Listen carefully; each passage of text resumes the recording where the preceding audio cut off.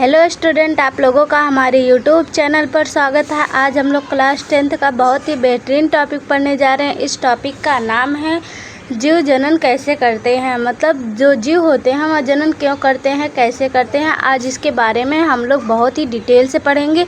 तो अब हम लोग वीडियो स्टार्ट करते हैं। सबसे पहले हम लोग जानेंगे जनन क्या होती है। तो जनन क्या होती है। जो जीव अपने समान संतान को उत्पन्न करने की क्षमता रखता है उसी को जनन कहते हैं। मतलब जो जीव अपने समान क्या करता है, संतान उत्पन्न करता है, वही क्या होती है, जनन होता है। वही क्या होता है, जनन होता है। मतलब ये फिर से देख लो, जो जीव अपने समान संतान उत्पन्न करने की क्षमता रखते हैं उसी को क्या कहते हैं, जनन कहते हैं। और जनन क्यों करते हैं, इसकी क्या ज़रूरत होती है, इसके बारे में हम पढ़ते हैं। तो जनन क्यों आवश्यकता है, मतलब हमारे लिए जनन क्यों आवश्यकता है। तो हम लोग जानेंगे जो जीव होते हैं वे अपनी जाति को बनाए रखने के लिए क्या करते हैं, जनन करते हैं। मतलब अगर वो जीव जो होते हैं वो जनन नहीं करते तो क्या होती है, उनकी जाति क्या होती है, समाप्त हो जाएंगी। तो वो अपनी जाति को बनाए रखने के लिए क्या करेंगे, जनन करेंगे। जनन वो जब करेंगे तो आप लोग को समझ में आ ही गया होगा कि जनन क्या होती है, जनन की आवश्यकता क्यों होती है। आप लोग को समझ में आ ही गया होगा। यदि अगर लोग जो अगर जनन ना करे तो उनकी जाति एक समय ऐसा आएगा कि उनकी जाति क्या हो जाएगी, समाप्त हो जाएगी। और ऐसे ही सब जातियां समाप्त हो जाएंगी तो पृथ्वी पर कोई भी जाति नहीं पाई जाएगी। इसलिए पृथ्वी पर मतलब जो जीव होते हैं वे अपनी जाति को बनाए रखने के लिए क्या करते हैं, जनन करते हैं। जैसे देखो, अगर मनुष्य का बच्चा क्या है, मनुष्य ही है। अगर मनुष्य क्या जनन करते हैं तो उसका बच्चा क्या होगा, मनुष्य ही होगा। अगर कुत्ते जनन करते हैं तो उसका बच्चा क्या होगा, कुत्ता ही होगा। तो अब हम लोग जानेंगे जनन कितने प्रकार के होते हैं। जनन 2 प्रकार के होते हैं। जनन कितने प्रकार के होते हैं, 2 प्रकार के होते हैं, लैंगिक जनन और अलैंगिक जनन। लैंगिक जनन को सेक्सुअल रिप्रोडक्शन कहते हैं और अलैंगिक जनन को असेक्सुअल रिप्रोडक्शन कहते हैं। तो ठीक है, हम लोग जानेंगे लैंगिक जनन किसे कहते हैं। मतलब लैंगिक जनन किसे कहते हैं इसके बारे में हम लोग समझेंगे और जानेंगे। जैसे देखो, वह जनन मतलब वह जनन जिसमें 2 जनकों की क्या होती है, आवश्यकता होती है। मतलब वह जनन जिसमें 2 व्यक्तियों की आवश्यकता होती है और साथ ही लैंगिक जनन की क्या होती है, आवश्यकता होती है। क्या, लैंगिक अंगों की क्या होती है, आवश्यकता होती है। वह जनन जिसमें 2 जनकों की आवश्यकता होती है और साथ ही लैंगिक अंगों की क्या होती है, आवश्यकता होती है, उसी को क्या कहते हैं, लैंगिक जनन कहते हैं। मतलब कहने का ये मतलब यह है, इसमें क्या होते हैं, 2 व्यक्तियों की आवश्यकता होती है। मतलब एक क्या हो, नर हो तथा एक ये दूसरा क्या हो, मादा हो। 2 व्यक्तियों की क्या होगी, आवश्यकता होगी और साथ ही लैंगिक अंगों की क्या होती है, आवश्यकता होती है।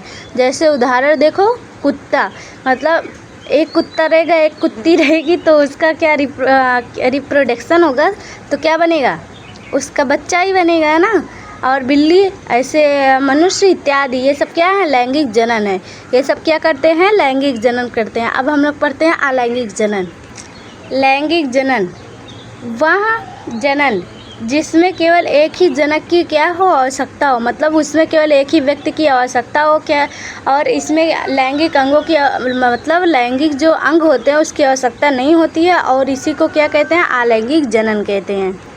अलैंगिक जनन में क्या होती है, इसमें केवल एक ही जनक की आवश्यकता होती है और अलैंगिक अंगों की आवश्यकता नहीं होती है। इसी को क्या कहते हैं, अलैंगिक जनन कहते हैं। क्या कहते हैं, अलैंगिक जनन। जैसे उदाहरण देख लो, उदाहरण है अमीबा, पैरामेसियम, यूग्लिना, जीवाणु इत्यादि। ये सब क्या है, अलैंगिक जनन है।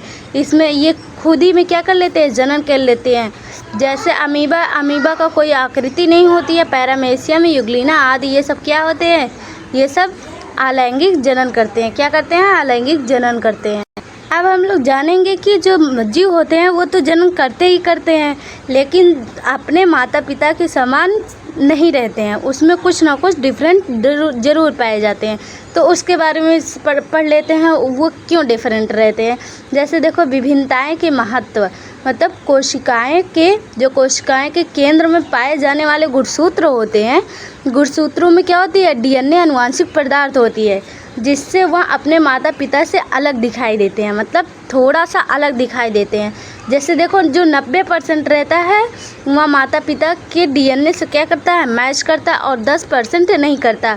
वही 10% क्या होती है, विभिन्नताएं होती है। वही 10% मतलब अपने जो संतान उत्पन्न होता है वह अपने माता पिता से क्या होता है, थोड़ा सा अलग होता है। यही डिफरेंट है।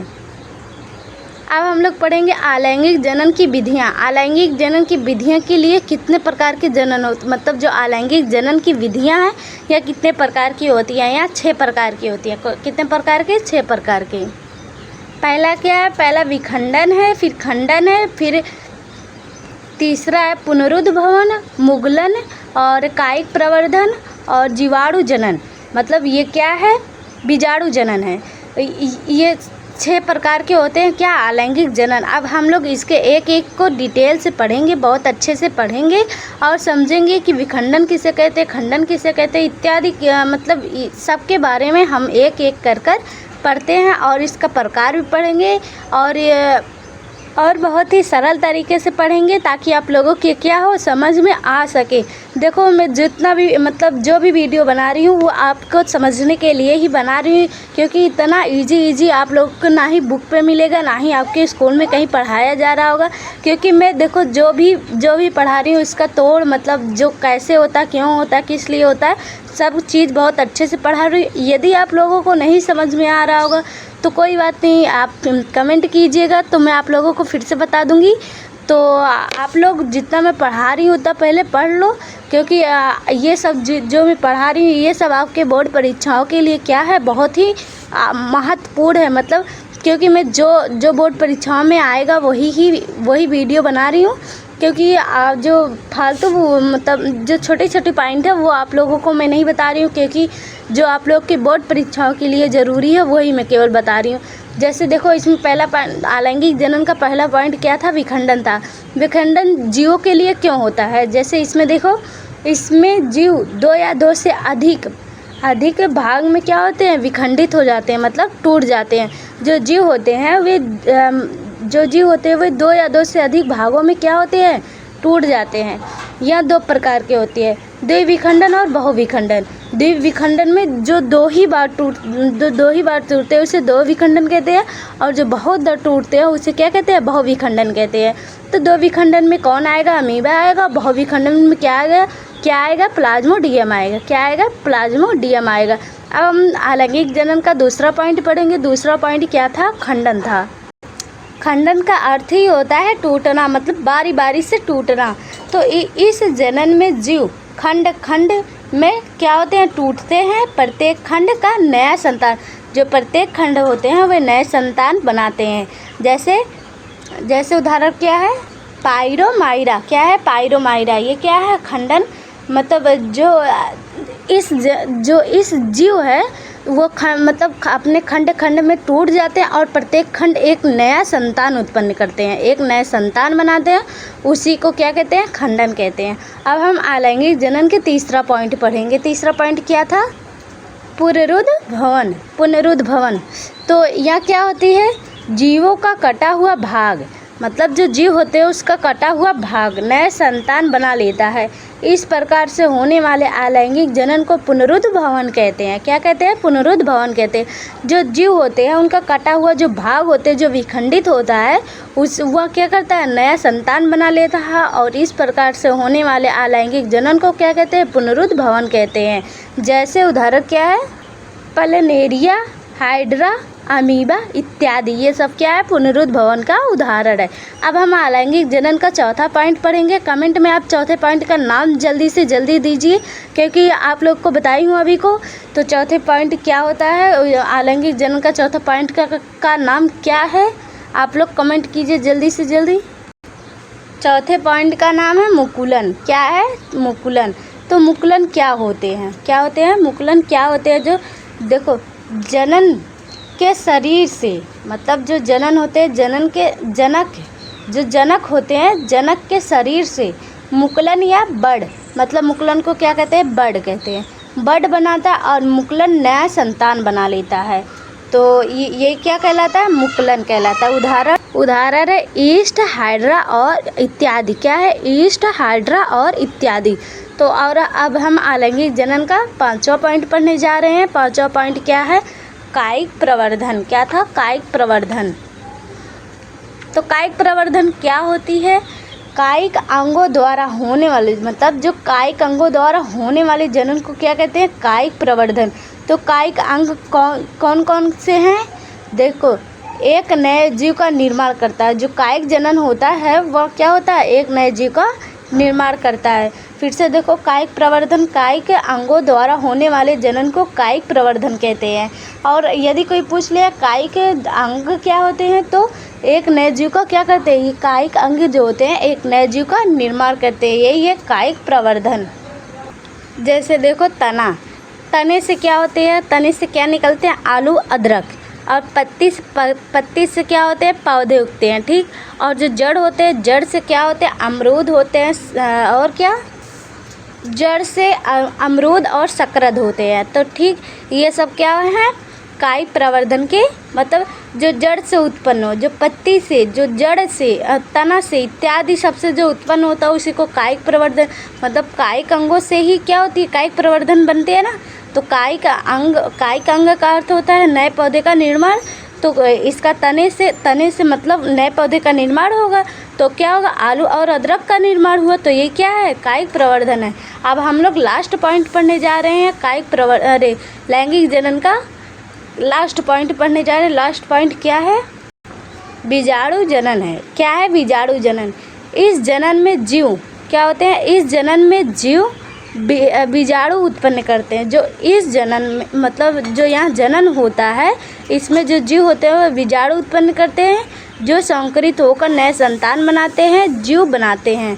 मतलब संकरित होकर नए संतान बना लेते हैं या जीव बनाते हैं, उसी को क्या कहते हैं? बीजाणु जनन कहते हैं। क्या कहते हैं? बीजाणु जनन। उदाहरण के लिए पेनिसिलियम, यह बीज को अंकुरित करके नए जीव बनाता है। क्या करता है? नए जीव बना लेता है। क्या? पेनिसिलियम। पहले तो हम लोग पढ़े थे जीवों में जनन कैसे होता, अब हम लोग पढ़ेंगे पादप में जनन कैसे होता है। मतलब जो क्रिया, आप लोग इतना पॉइंट ज़रूर पढ़ लेना कि जो क्रियाएं मनुष्यों में होती है सेम वही क्रियाएं क्या होती है? फ्लावर्स में, मतलब पौधे में भी होती है वही। तो आप लोग मतलब फूल पौधे के जनन अंग है। जो फूल होते हैं वो पौधे की क्या है? जनन अंग है। ये तो बात सही है। अगर फूल नहीं होते तो वो जनन नहीं कर पाते। तो जैसे यदि मनुष्य होते हैं, मनुष्य में यदि एक ही, चाहे नर होता या मादा होता, मादा में यदि मादा होता तो वे जनन नहीं कर पाता। तो वैसे इसमें भी है, अगर फूल नहीं होता तो यह जनन नहीं कर पाता। अब हम लोग जो पादप है इसके बारे में डिटेल से पढ़ेंगे और बहुत ही आसान तरीके से, जो आप लोगों को क्या हो समझ में आ सके। आप लोगों को मैं फिगर के सही समझाऊंगी ताकि आप लोगों को बहुत ही अच्छे से समझ में आ जाए। जैसे ये देखो, एक फूल है ना, यदि फूल का निचला हुआ भाग जिसको हम पकड़ते हैं, जिससे हम पकड़ते हैं ना, यही देखो, ये जो फूल का निचला हुआ भाग है जिसको हम पकड़ते हैं, इसको क्या कहते हैं? बाह्यदल पुंज कहते हैं। क्या कहते हैं? बाह्यदल पुंज कहते हैं। और जो ये है, जो पंखुड़ियाँ इनकी होती है, जो फूल की क्या होती है, जो रंग बिरंगे होते हैं, जैसे पत्ती, मान लो पत्ती जो रंग बिरंगे होते हैं, जो जिससे हम लोग देखकर भौरे या हम लोग भी आकर्षक हो जाते हैं, उसको पंखुड़ियाँ या दलपुंज कहते हैं। ठीक। और ये जो है ये पुंकेसर है, जिसमें क्या होते हैं? पुमंग बनते हैं। जो पुमंग बनते हैं ये क्या है? ये नर है। पुमंग को हम लोग क्या कहते हैं? नर कहते हैं। और ये क्या है? स्त्री केसर है। ये क्या है? स्त्री केसर है, जिसको हम जयांग कहते हैं। जयांग को क्या कहते हैं? मादा कहते हैं। ये जो पुमंग है, पुमंग इसमें जब स्त्री केसर या जयांग में अपना पुंकेसर लेकर जाएगा तो क्या होगा? बीज का ही निर्माण होगा। यहाँ बीज का निर्माण होगा। अब इसके बारे में हम लोग समझेंगे। जैसे आप लोग देख लो, फूल के कितने भाग होते हैं? 4 भाग होते हैं। बाह्यदल पुंज, पुंखड़ियाँ या पुंकेसर जिसको हम पुमंग कहते हैं, स्त्री केसर जिसको हम जयांग कहते हैं। ये कितने भाग है? 4 भाग है। और मैं आप लोगों को फिगर के थ्रू समझा भी दी हूँ। अब उसका एक एक आधा पार्ट हम लोग समझेंगे। पहले हम लोग जानेंगे पुंकेसर, जिसको हम पुमंग कहते हैं। एंडोसिनियम कहते हैं। तो जैसे देखो ये क्या है, पुंकेसर है, पुंकेसर ये इसका क्या है, तंतु है, फिलामेंटा। ये क्या है, इसका तंतु है। और ये क्या है, ये जो छोटे छोटे धुर्री हैं, ये सब क्या है, ये है प्रकोष्ठ है। क्या है, प्रकोष्ठ है। और ये जो है ये क्या है, प्राकड़ है। यहीं पर क्या होते हैं, बीज बनते हैं। यहीं पर क्या बनते हैं, बीज बनते हैं। यही जो बीज मतलब जो प्राकड़ बनते हैं, यहीं पर जो इसमें बीज नहीं बनते हैं, स्त्री केसर में बनते हैं, सॉरी। तो जो ये प्राकड़ होते हैं, प्राकड़ कीट द्वारा या वायु द्वारा या किसी के माध्यम से क्या होते हैं, ये जयांग की तरफ जाते हैं, मतलब स्त्री केसर में जाते हैं। तो अब हम लोग स्त्री केसर का पाठ पढ़ेंगे। जैसे देखो ये स्त्री केसर, जिसको हम मादा जनन अंग कहते हैं। क्या कहते हैं, मादा जनन अंग। इसी में क्या बनेगा, बीज बनेगा। जब वहाँ क्या होगा, इसमें कौन कौन से भाग उपस्थित होते हैं, वर्तिकाग्र। ये क्या है, वर्तिकाग्र। और ये क्या है, वर्तिका। यहाँ केवल प्राकड़ के अंदर ले जाए। वो जो उसमें प्राकड़ होते हैं, वह कीट या वायु द्वारा जब यहाँ स्त्री केसर के पास, जब वर्तिकाग्र के पास पहुँचते हैं, तो यहाँ क्या करता है, प्राकड़ को अंदर ले जाती है। अंदर ले जाने के बाद यहाँ क्या होते हैं, निषेचन होते हैं। निषेचन के बाद यहाँ क्या हो, अंडाशय बनती है। अंडाशय के बाद यहाँ पर क्या होती है, बीज बन जाते हैं। यही क्रिया क्या होती है, मतलब पुष्प का निर्माण कर देती है। ये क्रिया होती है इसमें। अब हम लोग देखेंगे पुष्प के प्रकार। क्या देखेंगे, पुष्प के प्रकार। पुष्प दो प्रकार के होते हैं, एक लिंगी पुष्प और उभय या द्विलिंगी पुष्प कहते हैं। तो एक लिंगी पुष्प किसे कहते हैं, ऐसे पुष्प जिसमें पुंकेसर या स्त्री केसर पाया जाता है। मतलब ऐसा पुष्प, ये क्या पुत्र नहीं, पुष्प है। ऐसा पुष्प जिसमें पुंकेसर या स्त्री केसर पाया जाता है, एक लिंगी पुष्प कहलाता है। जैसे पपीता, तरबूजा इत्यादि, ये सब क्या हैं, एक लिंगी है। मतलब इसमें चाहे पुंकेसर ही पाया जाएगा, चाहे स्त्री केसर ही पाया जाएगा। इसलिए इसमें क्या होते हैं, मतलब यहाँ स्वयं में ही क्या कर लेते हैं, यहाँ स्वयं में ही जनन कर लेते हैं, इसलिए इसे एक लिंगी पुष्प कहते हैं। और द्विलिंगी पुष्प किसे कहते हैं, जिसमें पुंकेसर व स्त्री केसर एक ही फूल में पाए जाते हैं। मतलब जो स्त्री केसर और पुंकेसर वे एक ही फूल में पाए जाते हैं, उसे द्विलिंगी कहते हैं। जैसे गुड़हल, सरसों इत्यादि। मतलब इसमें क्या होते हैं, पुंकेसर मतलब जयांग और पुमंग दोनों, नर एवं मादा दोनों एक ही में पाए जाते हैं, इसलिए इसे द्विलिंगी पुष्प कहते हैं। आई होप कि आप लोगों को ये वीडियो बहुत अच्छे से समझ में आया होगा। जो भी कहीं भी ना समझ में आए प्लीज़ कमेंट कीजिएगा, क्योंकि यदि आप लोग कमेंट नहीं करोगे तो मैं जान नहीं पाऊँगी कि आप लोगों को समझ में आया कि नहीं आया। तो आप लोग कमेंट करना, और जो मेरे वीडियो को जो सब्सक्राइब नहीं किया उसे सब्सक्राइब करना, ताकि मैं जो भी नई वीडियो डालूँ आपके पास जल्द से जल्द पहुंच सके और आप लोग उस वीडियो को देख पाओ और बोर्ड परीक्षाओं की क्या तैयारी कर सको। जय हिंद, जय भारत।